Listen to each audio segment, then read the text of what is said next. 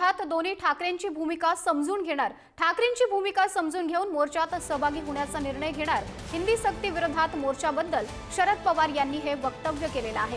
तर पहिलीपासून हिंदी सक्ती नको, पाचवीपासून शिकवा अशी भूमिका सुद्धा शरद पवार यांनी मांडलेली आहे।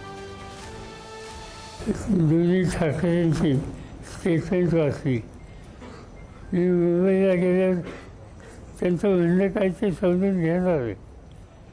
कारण त्यांनी काही कार्यक्रम जाहीर केले, त्यांनी हेही जाहीर केलं की त्या कार्यक्रमामध्ये विविध राजकीय पक्षांनी सहभागी व्हावं। जर सहभागी व्हायचं असेल तर नक्की त्यांचं धोरण काय हे समजून घ्यावं लागेल। पहिली ते चौथी प्राथमिक हिंदीची सक्ती तिथं करणं योग्य नाही, पण पाचवीपासून वर हिंदी ही येणं त्या विद्यार्थ्याच्या हिताच्या दृष्टीने आहे। आज देशामध्ये जवळपास 55% लोक हिंदी बोलतात।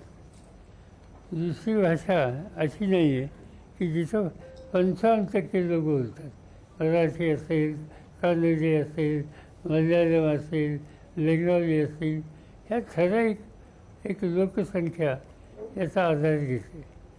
हिंदीला दुर्लक्षित करून चालणार नाही।